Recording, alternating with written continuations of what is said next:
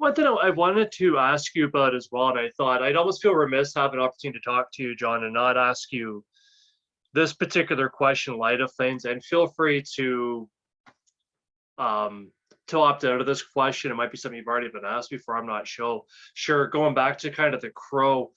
Um, I know I was talking to a friend of mine before regarding gun safety on set and all the things that he's kind of done. And of course, in hindsight of what had happened with, it's unfortunate with, with Baldwin on the film set they did for Rust. Yes. And I mean, considering Yeah, what happened with, that was yeah, just appalling what happened with Baldwin.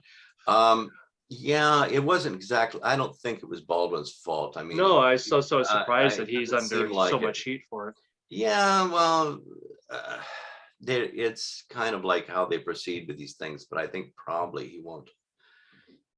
I think any charge against him will be dropped if they're, and maybe whether or not he makes a settlement, I don't know. He might, but with the Crow, what happened, and I'll just fill you in case people don't know, because there are a lot of legends out there. There's a lot of mythology. Please do, yeah. Conspiracies aside. Oh, it's rubbish. He was just doing one of the final scenes in the movie where the bad guy has to shoot at him, and it was supposed to be a blank, and it was a blank, but there had been a scene where it showed them loading the gun, and then a piece of a prop bullet had broken off inside the gun, and nobody noticed it. And so they unloaded these, and then they put in the blank shells, that still had a charge of gunpowder. Yeah. And that propelled that little chunk of unnoticed bullet into Brandon Lee, and it killed him, very tragically. Yeah. And the thing is, you can't say it was just an accident in this one sense. It was a result of negligence. I was told that they had gotten rid of the people who were the firearm safety people in order to save money shortly before. Now, if that's not true, I'm not sure if that's true. Yeah. But if that is true, then I have to blame the production for that. 100%. And even if there was a firearm safety guy there, they didn't bother to look through the barrel of the gun to make sure it was unobstructed. Yeah. And that failure meant that Brandon Lee would die. And really, everybody should understand that blanks are not harmless. It can be dangerous. Yeah. If you take one and hold a gun up to your head and fire a blank, it can really hurt you. Yeah. Just from bits of gunpowder, but also just force, just just that pressure shockwave, and at least one actor died fooling around that way back in the day in television. So firearm safety is now, it's up again on the set, and apparently in the case with Baldwin's movie, apparently somebody actually left some actual bullets that were mixed in with the blanks somehow. Some people have said maybe it was on purpose because somebody was trying to sabotage the thing or was a little nuts, but probably it was some kind of accident. The actors and some other people, not the actors, some members of staff had been between shots, between days of shooting. They would sometimes go into the desert there around and plink at cans and things. Yeah. And so there was live ammunition on the set because of that. And I was going to ask you that. Yeah. Why would there be any live ammunition on the set? There's no excuse for it. Yeah. So, whoever brought live ammunition on the set, that is at least one of the people that you can blame for that tragedy in the Baldwin movie. And then also those who did not check the guns adequately ahead of time. they were told, Baldwin was told it was a cold gun, which means that there's no, real bullet in it. And Right. so he thought it was okay to practice drawing.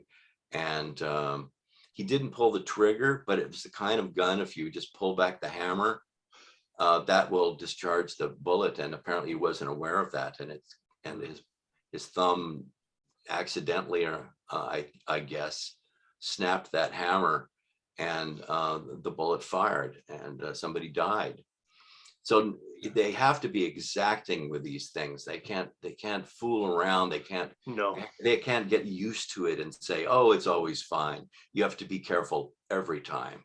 And Absolutely. so as a guy who is associated with The Crow, where somebody was not careful, that's why I'm, giving you this short lecture here. Yeah, no, and I appreciate that. I'm really glad I asked the question. I was a bit hesitant about doing that because I don't want to tie in, one tragedy to the other tragedy kind of thing, to making this seem like it's all these things are connected and there's some kind of some sort of a triad going. It is tied into it by negligence. Right, you're right. It is tied by indifference to people's safety. That's how it's tied together. It happened in both cases. And so that, I'm proud to have worked on The Crow, and I think it's a good movie, and I'm glad people enjoy it, but it will always be a bit blighted for me too, because somebody died just out of sheer negligence on the set. Yeah, and absolutely. A good person. Everybody loved Brandon Lee. Yeah, very likable man, very talented. And he's a young guy too, wasn't he? What was he, mid-30s, I think, right? If that, 32, 33, something like that, I think. But yeah, he was pretty young. But the same age as his dad, I believe. Because his dad was, 30? Just about, I think. That. Pretty close. Which, of course, doesn't help the conspiracies.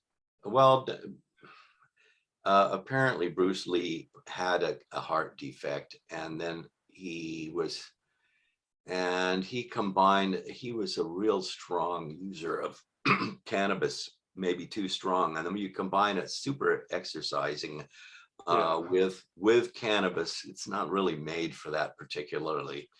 And having like maybe a weakness in a valve or something you didn't know about, it can kill you. That seems to be what really killed Bruce Lee. Yeah, and I heard that's what I inferred from what I read, but I'm not precisely sure, but I believe that it's something like that.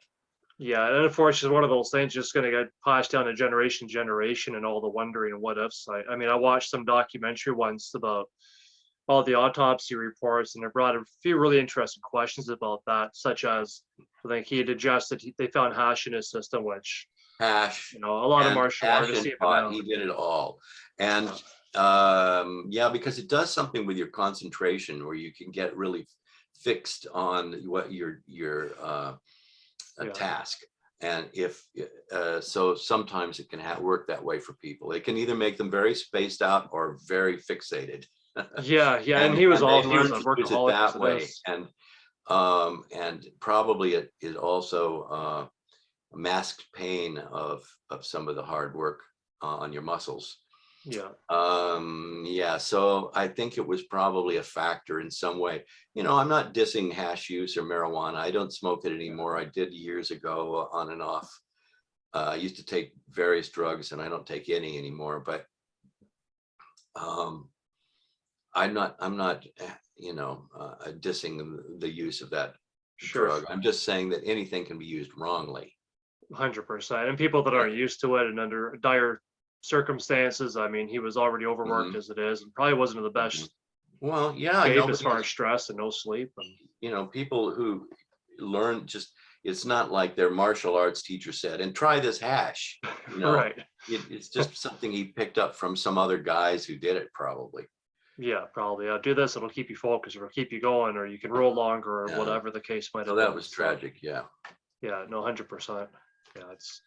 And like you said, I mean, there's, and hopefully it does bring to light more gun laws. I mean, it seems like the biggest culprit is just lack of concerns, I suppose. Like, I know my friend, I mean, it was a very low budget movie that he did, and every single scene, whenever there were all the prop guns, like they actually built in the special effects to make it look as if there was a muzzle flash and everything else, but there are things you could go to Walmart and pick up in the toy section kind of thing, and they still had to pass every single gun, every single actor, and everything passed their hands. And it's like, if they can do that at that level, then why not when you've got a bigger budget and you can actually hire professionals on set to do that sort of thing. There's no reason That's for true. it. So That's true. There's no excuse for it. no, Well, anyway, I'm done talking about that. It's too depressing for me. absolutely. But having dealt with it like a grown up, I now wish to think about something else.